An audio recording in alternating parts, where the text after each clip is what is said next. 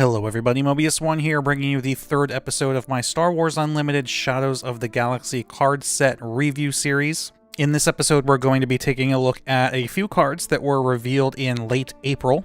And while there aren't any new mechanics to talk about in this episode like there was in the last one, we are going to get to talk about a new leader coming to Star Wars Unlimited. We'll save that one for a little bit later on in the video. As always, if you enjoy this kind of content, please leave a like and a comment down below. I look forward to reading them. If you want to get into Star Wars Unlimited, or if you're already into it and you're just looking for more people to play, check out my Discord. Link to that is in the video description. But with that out of the way, let's take a look at the first card. In this episode, we're starting off by taking a look at Dr. Evazan. I think that's how you pronounce his last name. Wanted on 12 systems. Dr. Evazan is a 2-cost 3/3 shielded with bounty ready up to 12 resources. So right away, we're starting off with another card that has the bounty keyword built into the card. We saw one of those in the last episode, Cartel Turncoat. And as a reminder, bounty is a reward that your opponent collects when they defeat your unit with bounty, or the other way around. So in this case, if you're the one playing Dr. Evazan, when your opponent defeats him, they will get to ready up to 12 resources.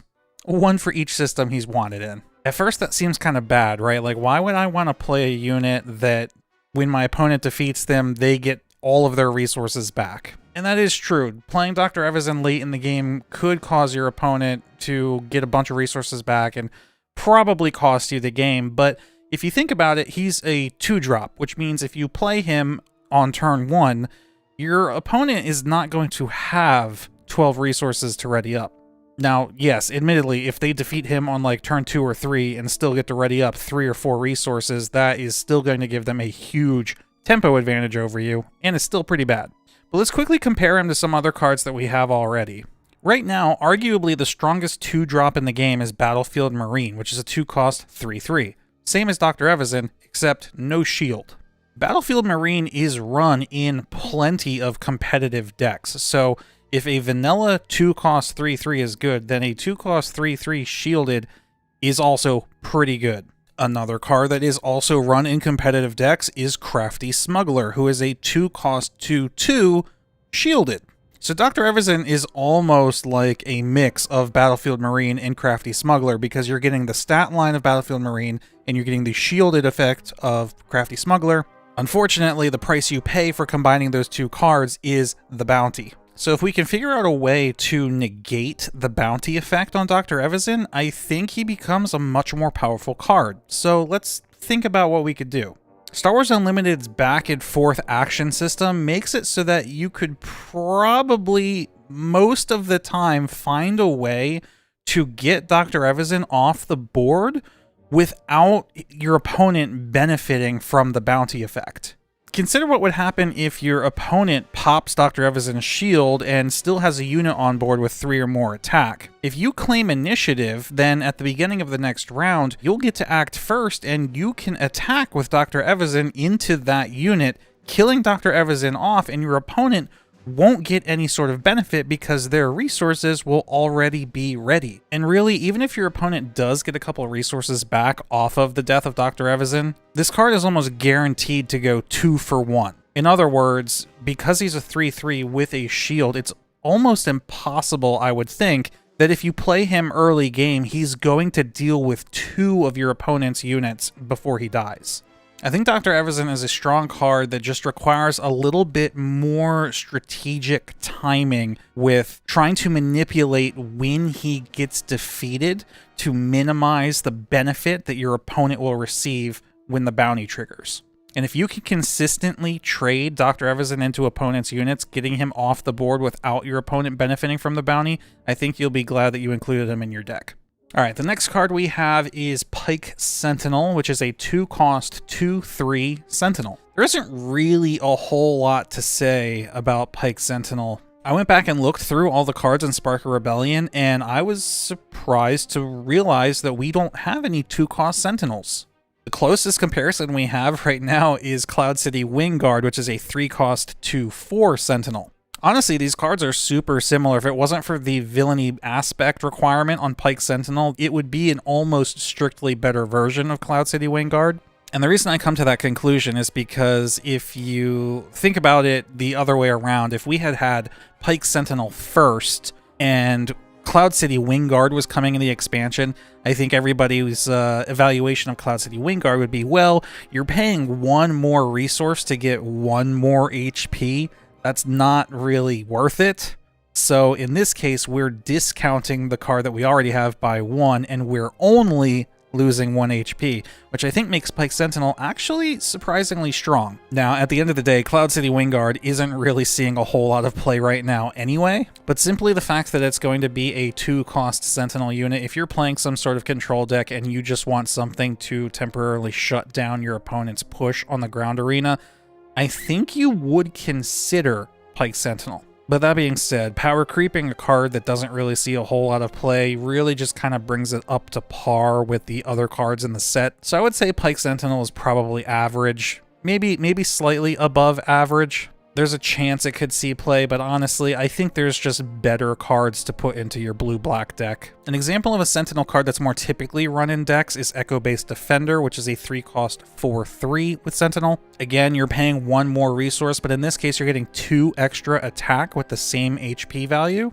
And that 2 extra attack makes a big difference because Sentinel forces your opponent to attack into that unit. Forcing your opponent's units to take 4 damage is way more impactful than forcing them to only take 2. Echo-Based Defender has a much higher chance of actually defeating whatever attacks into it, whereas Pike Sentinel only dealing 2 damage, yes, it might stop an attack that your base would take, but the 2 damage it's dealing back might not be enough to finish off the unit that's attacking it. And Blue-Black already has one of the most impressive Sentinel units in the game with Lieutenant Childson. Lieutenant Childson's a 4-cost 2/2 Sentinel. However, his ability, when played, reveal up to 4 Vigilance cards from your hand, and for each card revealed this way, give an experience token to this unit. Meaning quite often, Lieutenant Childson is not a 4-cost 2/2 Sentinel, he's a 4-cost 6/6 Sentinel. So while I think Pike Sentinel might actually be considered a fair card when all things are considered, I just don't see it making the cut into many blue-black deck lists with so many other better cards that you could be playing. Next up, we have IG-11, which is a 5-cost 6/5. It does have text that says if this unit would be captured, defeat him and deal 3 damage to each enemy ground unit instead, and then on attack, you may deal 3 damage to a damaged ground unit. First of all, the flavor on the first effect is kind of funny. Yes, it's the card's title is IG-11, I cannot be captured, which if you've watched The Mandalorian, you get the reference. I won't spoil anything. But I don't really understand how, that first effect, is that really ever going to happen? Unless there's a way to force your opponent to capture IG-11, wouldn't they just not capture him?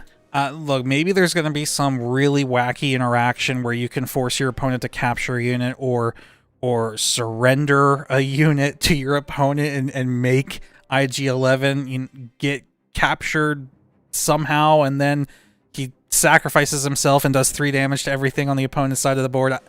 I don't get it. If I'm playing a deck that captures enemy units and my opponent plays an IG-11 and I know that my units are going to take 3 damage if I capture him, I simply won't capture him. And then the other part of me is like, well, maybe because he has 6 attack and he's red, he's an aggression card, maybe they're going face, and the only way you're going to survive the turn to play on is if you capture him because he's swinging for 6 damage. Maybe. I don't see that happening all that often.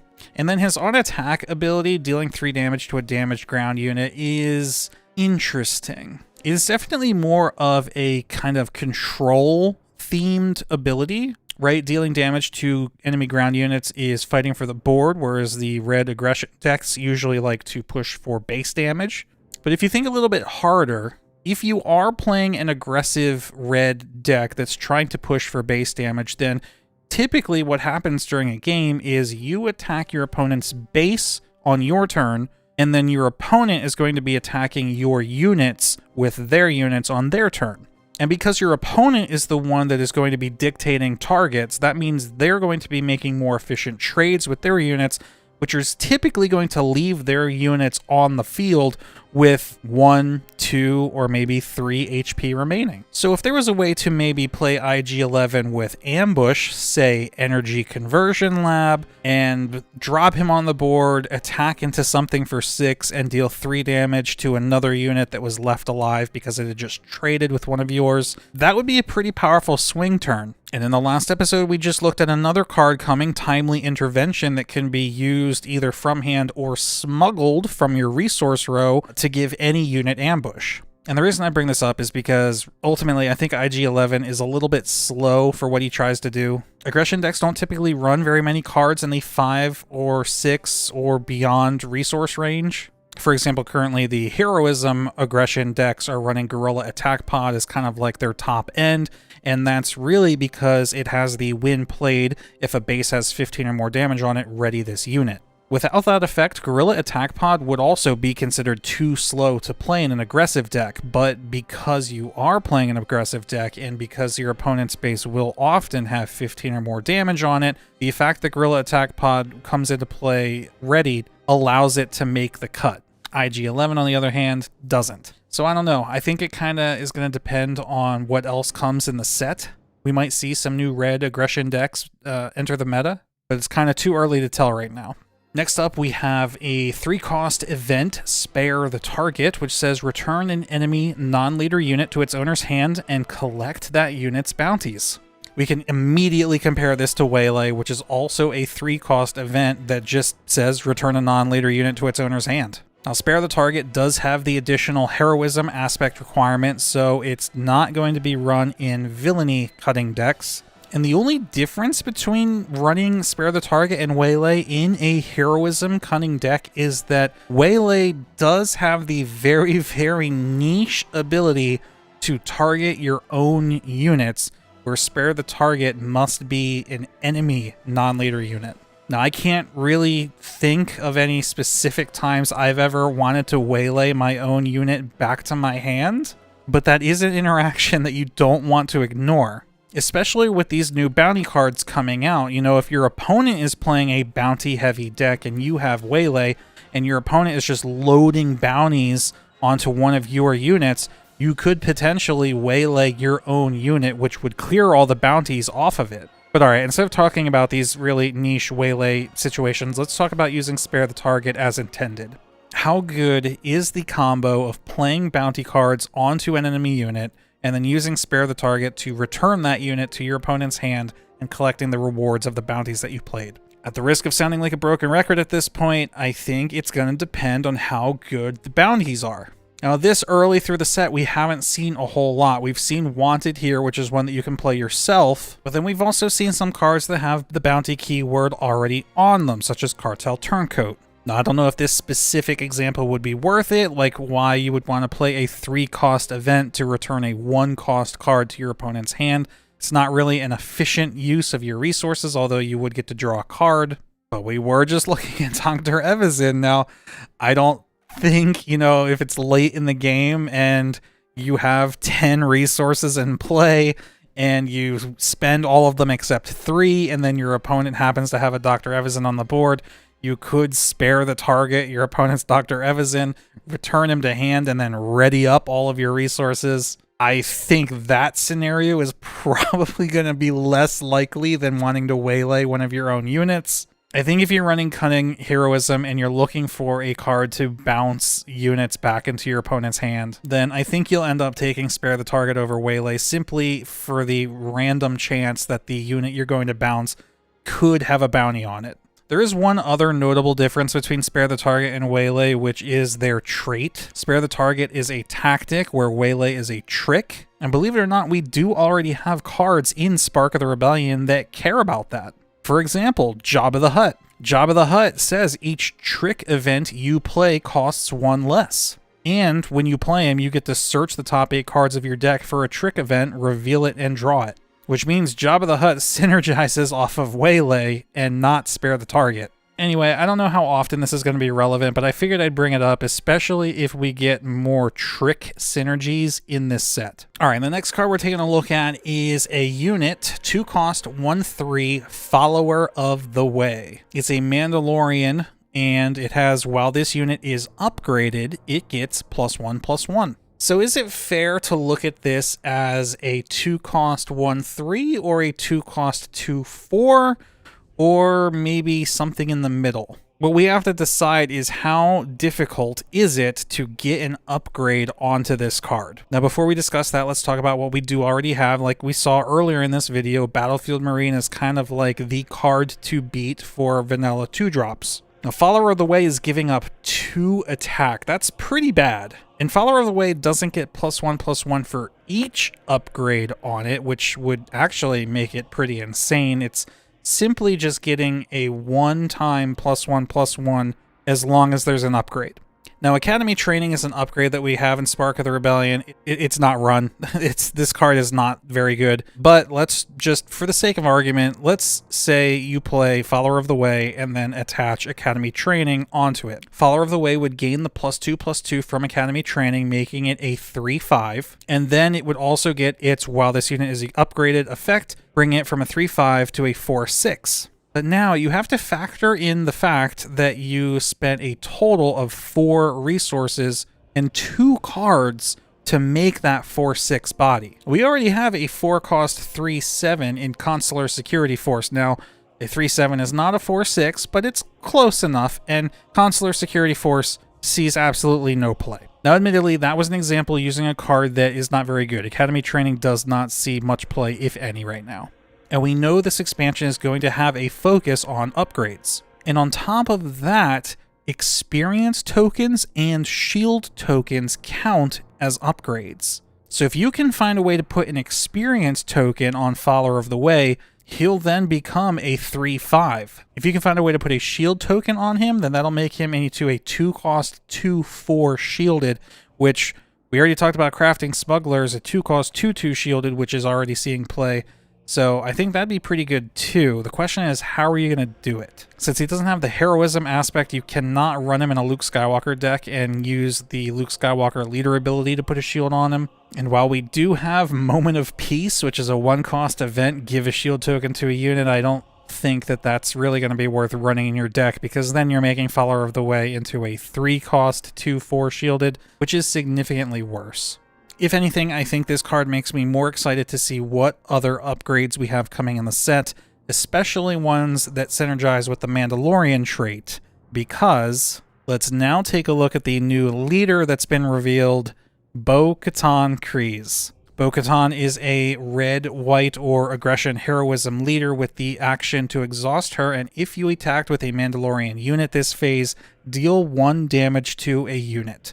Then on 6 resources, she deploys and becomes a 4/7 on attack. You may deal 1 damage to a unit. If you attacked with another Mandalorian unit this phase, you may deal 1 damage to a unit, the same unit, or a different unit. So my initial reaction to this leader is that seems pretty cool. And her ability is surprisingly similar yet different to the red-white leader that we already have in Spark of Rebellion, Sabine Wren. Sabine's ability lets her exhaust to deal 1 damage to each base instead of units. Now, typically red-white decks have been aggro decks, so dealing damage to the base is preferred to dealing damage to units. Dealing damage to units is more of a control-y effect. We kind of talked about that earlier. But just like when we were talking about IG-11, if your opponent is the one choosing the trades, they're most likely leaving their units alive with 1 or 2 HP. So Bo-Katan allows you to efficiently remove the units that are left over after your opponent attacks.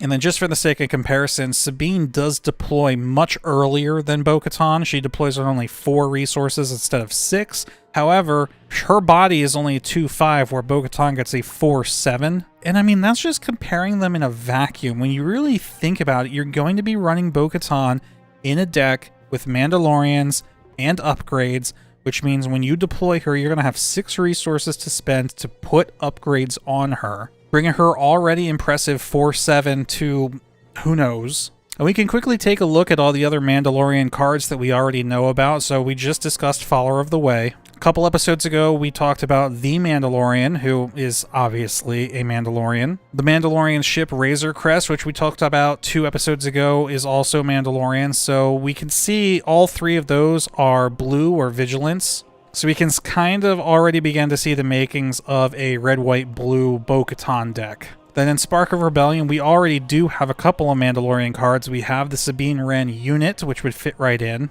as well as Disabling Fang Fighter, which doesn't really see much play right now, but a 3-cost 3/2 that when played you may defeat and upgrade. With all the upgrade synergy coming in Shadows of the Galaxy, I think this card is going to start seeing much more play once the expansion comes out than it does now. So yeah, Bo-Katan, probably my favorite leader unit that we've seen so far for Shadows of the Galaxy, although I'm sure there's going to be plenty more to come in the coming weeks. So that's going to be it for this episode. I love how the more cards that we see in this set, the more the big picture kind of starts to reveal itself and make sense, and we start to see how all the different puzzle pieces kind of fit together. I'm really looking forward to all the Mandalorian and upgrade cards that we're going to see. I want to see more bounty cards. I want to see if we'll ever get some sort of card that allows us to play bounties either for free or some sort of when played, you may play a bounty card. That way we're not wasting actions playing the bounties. And I want to see more rare and legendary units. We haven't really been talking about the rarities, but so far the Mandalorian is the only legendary card that we've seen. So I wonder who else they're waiting to show us. But like I said, that's going to be it for this one. Let me know which of these cards was your favorite. If you have any predictions as to what other characters we might see in this set, let me know. Hope you enjoyed the video. Thank you all for watching. Mobius1 here, and I'll see you in the next one.